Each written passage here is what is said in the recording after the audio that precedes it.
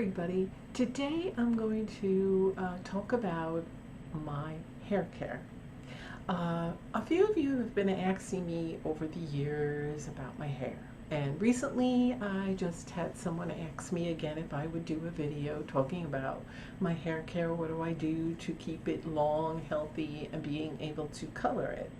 Also, when you color your hair, growing it long. So I've decided to make it today. Now excuse the background because it's going to be my video and craft room. Also my husband's music room and our office. It's a multi-purpose room. But while we're working on the rest of the house and before we finish this one, all the boxes and totes and things are still going to be in here. So it's going to look like this for a while. I was going to hang a sheet behind me, but really, it is what it is. So, okay, so with that, let's begin. Okay, everybody, let's start. So, first of all, let me say thank you to all my subscribers for being subscribed. And if you would click that notification bell so you'd be sure to be updated when I get a new video up. Also, I want to say if you can please take the time to just like this video and comment, even if it's just say hello, and share this video if you found it informative, or if you just want to share it. Okay, so what I use for my hair. Now my hair, one day I think I'll do a contemplation of all the hair colors I've had. My hair is normally light to dark brown. And I'm Italian. My parents are both from Italy, so I have dark hair, dark eyes, but I never saw myself with the brown hair. But when I was little, I wanted blonde hair. I don't know what it was. I always just looked in the mirror saying, this isn't me. I could see me, but this wasn't me. I'm always I used to even tell my mother, I swear I have blonde hair. My mother's like, no, you were born with brown hair. But I always felt like I had blonde hair. My legs have blonde hair, which is good because then they're very light and you can't see when I don't get a chance to shave them, but I do shave them. So, but yeah, I have light hairs on my arms and everywhere except for my hair on my head. So anyway, I started dyeing my hair when I was about 13. Now my one sister that I had on my paranormal video recently, Patricia, oh, and if you haven't checked that out, please check it out. You'll see it towards the end on the end screen. You'll have an option to click that or my welcome. Anyway, she is a hairdresser, or she was, and she still does hair but on the side right now. So what I do for my hair, she always cut my hair and I've had it. I like my hair long. I've always liked my hair long. When I was younger, my hair was down to my knees. And about 10 years ago, before I met my second husband, my hair was down to my knees again. But every time I would go for office jobs, some of the women would be all uppity and be like, you gotta cut your hair. Even though when I went for an interview, my hair was really nice.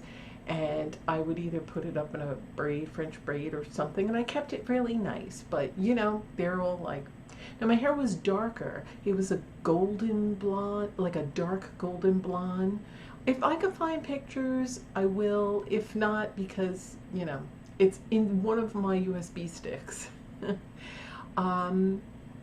So I've had many different hair colors over the years, but I always went back to blonde. Never as light as this, but I've had it like this for the last 7 years now, this light. What happened was it was down to my knees, but I was looking for jobs. So what I did was I just cut it up to my waist and I dyed it golden blonde.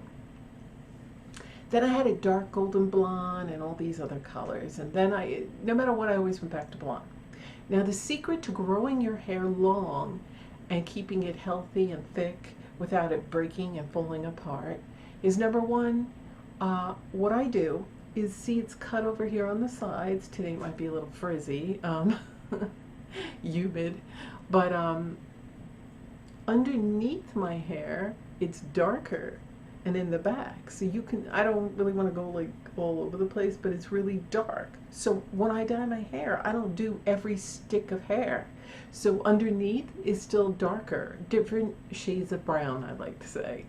And in the summer, I make it a little lighter under here. I run it through, but then around September, I stop doing that, and throughout the whole winter months, I just let all the brown grow. But I do the top, the sides, or, around your ear and the back of your neck, and then just a little here, but that's it around year round. I do it once a month, and the hair color I use, and I'll try to put a picture in here right now, is L'Oreal Super Blonde 205. Now they have a 200, but that doesn't get your hair light enough.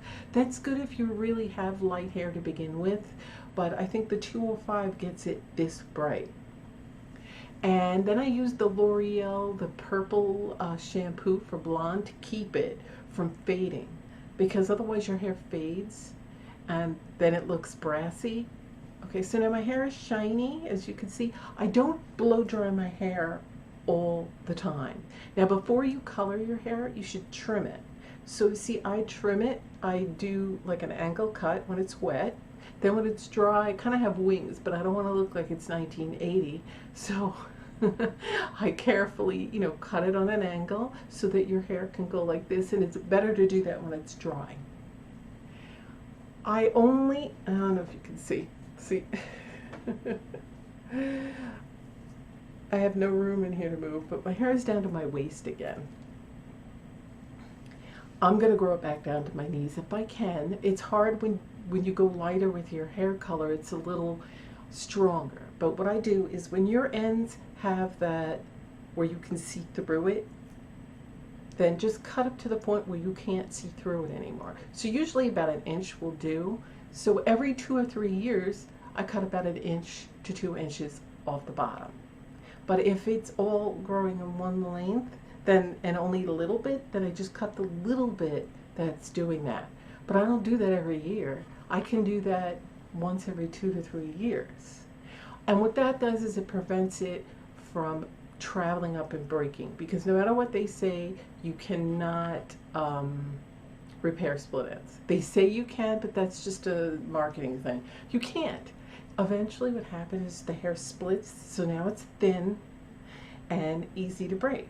And the other thing you shouldn't do is brush your hair when it's wet.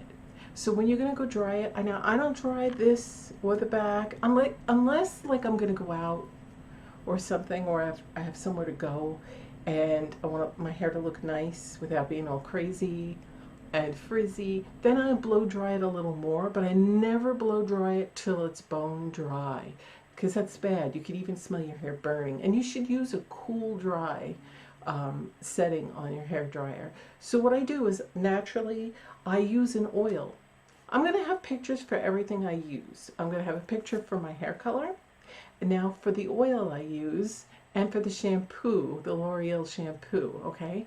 So if you're going to go blonde, that is. Now for the oil I use, it's a coconut oil, and I forget the brand name, but I have the picture here, and I just use about a nickel size, but when I do my hair color, I use a quarter size, and I rub it, and then I go like this while my hair is wet and go all over the parts that I put the hair color, and I get the ends, and I go like that.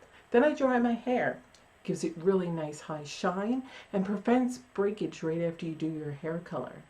Because when you do your hair color, what happens is it gets really weak and it could break off while you're drying your hair. And I usually run the blow dryer through my fingers like that and get underneath and bend over and dry underneath and do that. And then I style it. I part it where I want it to dry, and then I style my hair, so that therefore it's the way I want it. And when I kind of got it the way it's going to go, and mostly dry, or sometimes not as much dry depending on if I'm going to go anywhere special or not, then that's it. Then I shut the hair dryer off. I don't really use hairspray at all, unless again it's a special event and I curled my hair, or I have to go somewhere and it's windy out and I don't want to lose the look. Otherwise I don't use hairspray. Try to get one without the alcohol, because it really dries out your hair, which causes it to break. Another thing I do is, you should use, and I'm going to put a picture in here. I could have brought all this stuff, but then I'd have all this stuff in the room. So the other thing I use is this stuff, a coconut oil. It's not the type that you get in the jar. It's oil, liquid, and not the solidified coconut oil. And it's 100% coconut oil, and it's organic brand. I get it from Amazon. Now you can get any brand you want, but make sure it's organic, okay? And then I get aloe.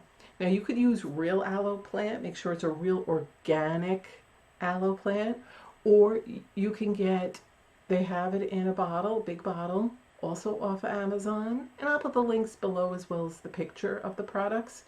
And it's 100% aloe vera, not 50 or 70 or 80, because what happens with that is then you're not getting pure aloe vera, you're getting like alcohol and chemicals, and you don't want that again on your hair. So make sure you get 100% aloe vera, or even if it's like 95% and then the other percent's vitamin E, that's okay. But I try to get 100%. You could add, now you could add vitamin E to it, but what I do is I have 2 bowls. You know, like when you make a chocolate, it's a double burner bowl. What you do is you get 1 bowl and you mix it in. Now don't use a metal spoon, use a plastic spoon or a wood spoon because it will interact chemically. So what you do is you put as much aloe vera and then add the coconut oil. Try to add an even amount and mix it really good, okay? Or you could just put more coconut oil and then lesser aloe. But depending on the length of your hair, you know, mix as much as you need. Okay, so then mix it really, really good. And like I said, you could add a little vitamin E to it if you'd like. You don't have to, it's not necessary. I don't. And then what I do is I get another bowl. I fill it with water, not all the way, just a little bit of water. Then I put that bowl on top of it. But what I do is, I get some water. I fill it up, not all the way, just a little bit, because you're going to put another bowl on top of it. I stick it in the microwave for about 3 minutes till you see it boiling. Then I take my other bowl and I put it in there. And then, and you could use plastic bowls or what have you. And then because it's hot, I let it sit there and I stir the mixture of aloe and coconut oil. Then be sure don't make it too hot or you'll burn your scalp. Once you feel that it's warm enough that you can take it out of there and then bring it into the bathroom, because it could get messy, so don't wear a nice shirt or anything. And now you could do this before bed, like an hour before bed, and sleep with it. That's what I do for the best results. But if you don't really want to sleep with it, it won't, you know, just put a crappy pillowcase on there, you know, but it dries, so you're really not going to get that all over. But what you can do is, what I do is I sleep with it. But if you don't want to, I would leave it in for 2 to 4 hours, or as long as you can. And my advice is to keep it in for as long as you possibly can. So if you're not going anywhere, you don't expect anybody over, go ahead. Now heat works better. So if you can wrap it in some saran wrap, or if you could sit out in the sun with it on, that'll be good because it'll heat up. Or you can put it in a wet, or you can put it in a wet towel or saran wrap and just stick a hot hair dryer going like that to heat it up, because it really gets in there. And what you're going to do is you're going to mix your mixture, and then you're going to use I use my fingers, and you part your hair and put it on your scalp. Just make little parts and put it on your scalp and make sure you're massaging it in. So when you got it all over, underneath, in the back of your neck, all around your ears, all around your hairline, all over your hair, massage it in, right? Do that good. Then get the rest of your mixture and run it through the rest of your hair. Make sure you get your ends. It's very important. Get your ends. And then with a nice comb, gently comb it through before it gets hard, because when it dries, it gets hard and crunchy. So you want to like do that while it's still, so you know, if you have long hair like me, I have to make a large mixture. Sometimes I don't make enough. I have to go back and mix the rest to get the rest of my hair. And always make sure that you get your ends, okay? Because you want to make sure that you get that.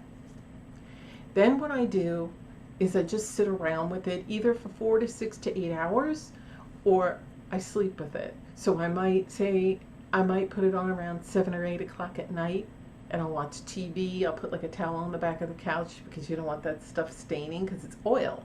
So you don't want that there. And you have like a crappy old shirt. And then I'll watch TV like that, and then I'll go to bed. Or a movie, whatever I'm doing, or if I'm sitting on the computer. And then when I go to bed, it's all dry, but it's hard. But I just use my older pillowcase, and that's that. But if you really don't want to do that, then right before you go to bed, go ahead and wash your hair. Or, like I said, just do it for like 2 to 4 to 6 to 8 hours. Now, you don't have to do that every day either. You could do it just on the weekend. You could do it once or twice a week, or you can do it 3 to 4 times a month. But you should, because it makes your hair grow faster, and it gives it a nice shine, and it makes it healthier and stronger, and it does promote hair growth. My husband had dyed his hair black for me because he knows I like dark hair on men, and his hair is like a little medium brown, but he did that. I said he didn't have to do it, but he did it for me, and he hated it. He felt like he looked paler, and he wanted it back to brown. So then he did it back to brown, but he damaged the hair because, believe it or not, darker hair color is more damaging than lighter hair color. And I know you would think it's the other way around, but it isn't. So he went through all these procedures, and finally his hair kept breaking and breaking. Then he just went to get his hair cut and corrective color. So now his hair was longer than mine, and we like long hair, and he had it cut shorter than mine. So he was bummed, and he wanted it to grow faster, so he started using the aloe and coconut mixture. And it grew within 3 months. He grew about 4.5 inches.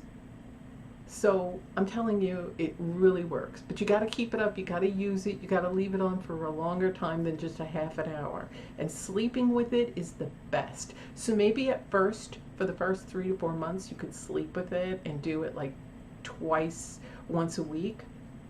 Then you can maybe just do it for, after the 3 months, do it sit for 8 to 6 hours or 4 hours or something like that.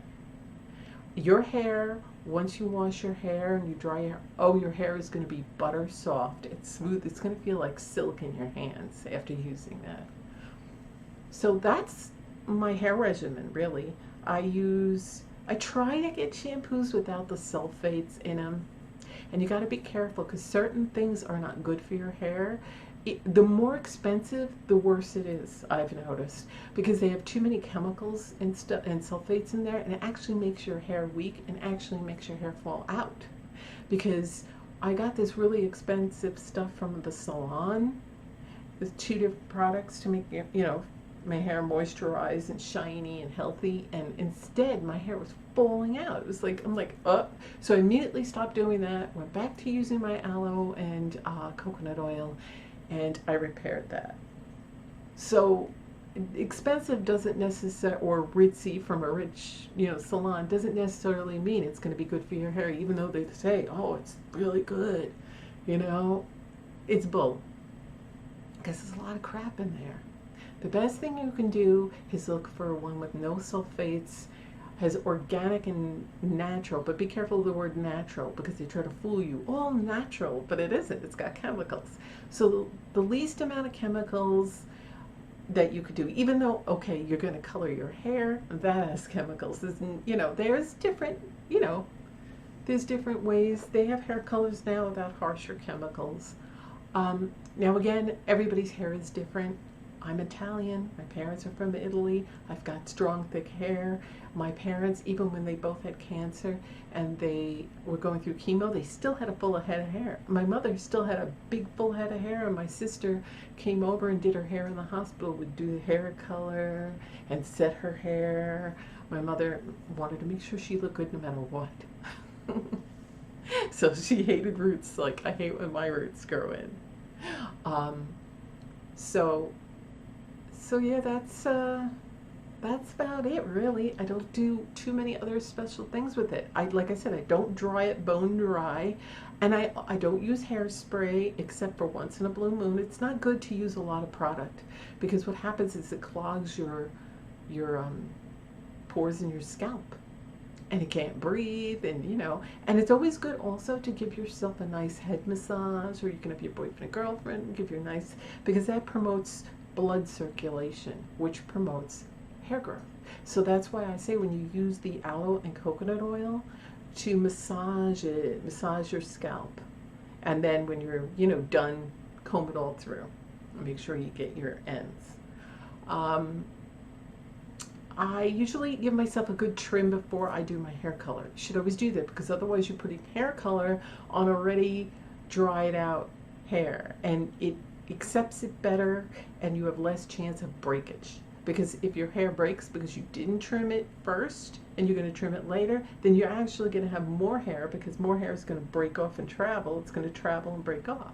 So I usually give myself a good trim off the sides. Like I said, I do the angle, and then I wait for it to dry, and I give it more, and then a day or two, then about 2 days later, I go and do my hair color. And I only trim the bottoms like once a year to every 2 to 3 years, if I need it. If I need it, then I'll do it sooner. But that's what I do, and I don't bone dry it till you can smell it burning. I don't color my hair all the way underneath. Maybe you can see. I'm going to see. Well, I just recently made it. See? See, it's darker. I just recently made it a little lighter for the summer. I normally do it back in June, but nobody had my hair color. I could always find my hair color either online on Amazon, but they have it at Walmart. It's just, I tried 4 Walmarts and they were all out of it. And I'm like, they used to have it at CVS and Walgreens, but they only had the 200. I want the 205. So I just go to Amazon and I order it, and it's here in 3 to 4 days. So I'd rather just get it in my hand, but if they're out.